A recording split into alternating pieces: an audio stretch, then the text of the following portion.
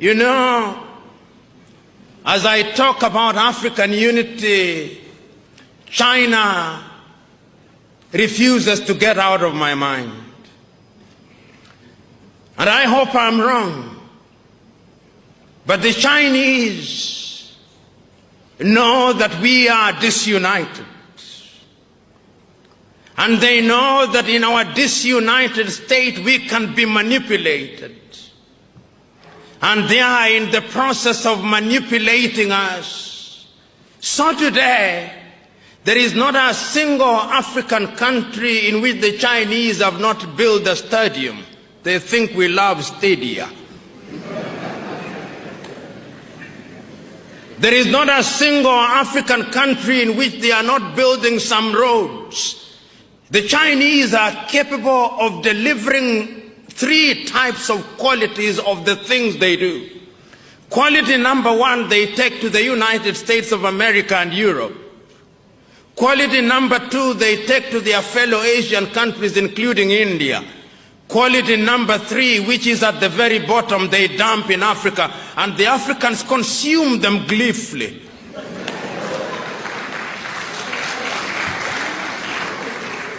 And it's because of our disunity, we are incapable of speaking with one voice. You know, many times when I look at Ghana, the Ghanaian president, whom I respect, is invited to Beijing to negotiate with Beijing, as indeed the Kenyan president would be, and the Burundi president, to negotiate with Beijing on a bilateral basis. And when they invite African leaders, they humor them, complete with guards of honor and 21 gun salutes, so that they think that they are equal. But the Ghanaian economy's GDP is possibly 1/3 of the GDP of the city of Beijing. The Burundian economy is only $2 billion United States dollars, which is the same amount that an American professional boxer earns in 1 year. The economy of Benin is smaller than Coca-Cola's advertising budget for 1 year. In other words, African economies are Mickey Mouse economies which cannot compete. And because we are disunited, we are incapable of moving as one unit. The European Union wants to have what they call bilateral negotiations with Benin.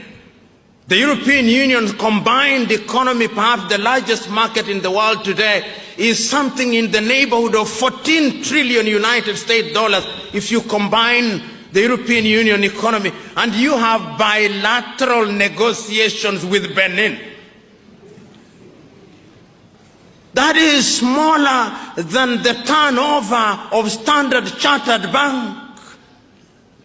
In other words, the president of Standard Chartered Bank could very well be the one negotiating with the president of Benin, if we were to be realistic.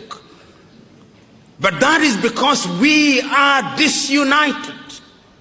And I'm submitting to us that the only antidote to that is our unity.